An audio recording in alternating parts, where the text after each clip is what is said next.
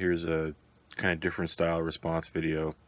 Just a way to get these out fast and quick. I'm not good at responding in these in text. It's hard to get my idea across. Of course, IAmNotANugget BlackHart. This is for you. Thank you so much for the comment. I love these long comments. I love when there's a lot of effort put in them. I'm guessing they're thinking of going back to basics. That's right. Terry Metalis said, okay, yeah, I read what Terry Metalis said. He's a fan of that 23rd century look overall else. I mean, I like the 23rd century look too. We should remember that the beginning of a century doesn't look like the end of a century. TOS looks very different from the end of the movie era, so original TOS Constitution is very different from Excelsior and, say, Ambassador, which is right at the turn of that century, going into the next one. And to be fair, I actually kind of agree. I like his thinking. It has a very utilitarian, somewhat militaristic approach. That's right. How many 23rd century ships were still in service by late 24th century? Probably a lot. There's a lot of Mirandas and Excelsiors running around. How many of those ships are still in service? Yeah, probably a lot are still in service, right? But the point is, my point is that the Titan A is clearly supposed to be a hero ship, right? You don't want to have the big reveal for a hero ship, and then it's 2401, say, and the hero ship rolls out and it's an ambassador class. Like, that would be kind of strange, right? By the way, it would be super cool to see a bunch of ambassador classes flying around. That would be neat to see. How many of those ships are still in service? I'm guessing there's still quite a few. Excelsior Marina classes flying around. There absolutely was. They're taking those old designs that have been reliable and updating them for a 25th century upgrade. Probably easier than anything. Probably easier to think of new designs for the rest of Starfleet engineers to come up with. I'm not talking about a totally new design they should have had.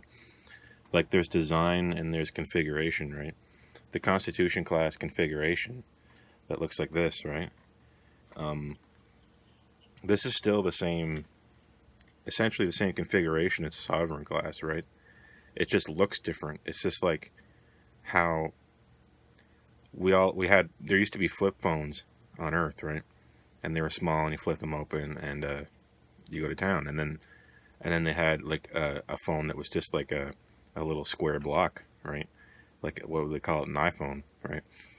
And then if they ever went back to a flip phone, it would have the same configuration of a flip phone, but it wouldn't look like a flip phone. Like, you wouldn't have the same window layout exactly if they brought back this class. So let's just say 2500 rolls around. A ship with this configuration, tuna cells on top, saucer, secondary hull at the bottom. This exact configuration would show up again all the time. You wouldn't call it a Neo Constitution. You would call it whatever its class name is, and it probably wouldn't have the same windows. Okay, yeah, they do reuse parts. We do kit bash, right? But I'm just saying, if it were the hero ship, you would probably have it use all the newest types of parts to rebuild the old Constitution class style configuration, right? Probably easier than trying to think of new designs for the rest of Starfleet engineers to come up with. All they have to do is look at an old design they had before and then go back to the drawing board around the current technology level and build from there. Exactly, yeah. Most ships are designed by looking backwards, and then you you rebuild it using the new parts, okay? Like, you kit bash together different parts from the Galaxy class to build all kinds of other classes, right? Like Springfield class, just off the top of my head. And these configurations sometimes look like older configurations because there's only so many ways you can have nacelles, saucer, and a secondary hull. There's only so many different ways you can arrange them. So your point is totally correct. However, Terry Metalis, just by liking 23rd century design, just by virtue of that alone, that doesn't make it okay to just make these new ships look exactly like it. You can take inspiration, but you can't try to roll out, like, take the Titan A here. Okay, I can fix the Titan A here and still make it kind of fit with what you're saying. Like, take the Titan A and swap out the clearly Constitution class refit saucer for an Ambassador class saucer, right? And then smooth out the secondary hull a little bit, like make it wider and make the deflector dish not recessed, and there you go. You're already 10 times better. You already have something that looks like it's following the Constitution class design configuration. It's using newer parts, and it's accessing old parts that we don't see much of. I know I said newer parts and older parts together, but you get the point that an ambassador class is quote unquote old, but we haven't seen its saucer or its parts kit bashed into other ships too much. So yeah, I may have given the false impression in my video that I didn't like the Titan A. Like, I know the way I made the thumbnail to get people to click it, right? That's how this game works, like it or not. But I was trying to be very honest in my video, and the Titan A, there's nothing wrong with it. It's just like there's nothing wrong with the NX class, right? It's just that some of the things about it are weird for the time and place you see it in.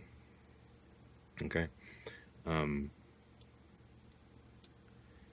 So yeah, engineers, at this point in time, I wonder what would be prompting them to roll out a Constitution class refit style ship in the 25th century. Like what?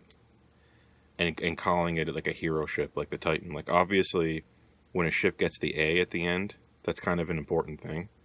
It used to be. I don't know now, but Defiant notwithstanding, you know what happened with they wanted to call it Defiant A, with what happened with Sao Paulo. No spoilers, but they wanted to reuse the stock footage, but that's not a problem here. So I guess calling things A is normal. Giving letter designations to ships that aren't the Enterprise is now standard, which is fine, I guess. Yeah, basically what you're saying is true. I just wish the older ships were newer and the newer ships look newer, to make it very concise for you.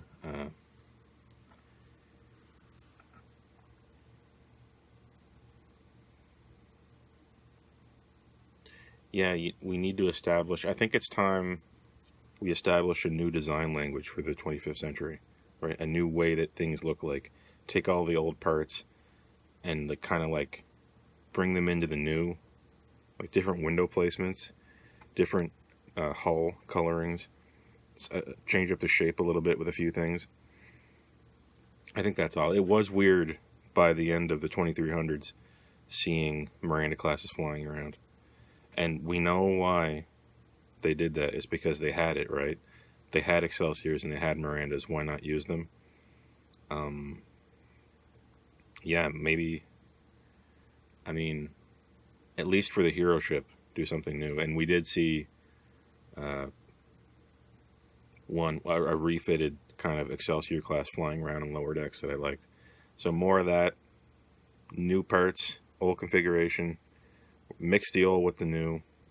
Titan A on its own is not hideous, but I think we needed a different hero ship, especially one that replaces a ship that the fans loved in the Titan, the Luna class. And that's about all. So thanks a lot. I'm not a Nugget BlackHart, and here's a strange one-off response style video. So I'll see you guys very soon when Lower Decks comes for its next episode, which is like in a few minutes here. So I'll see you.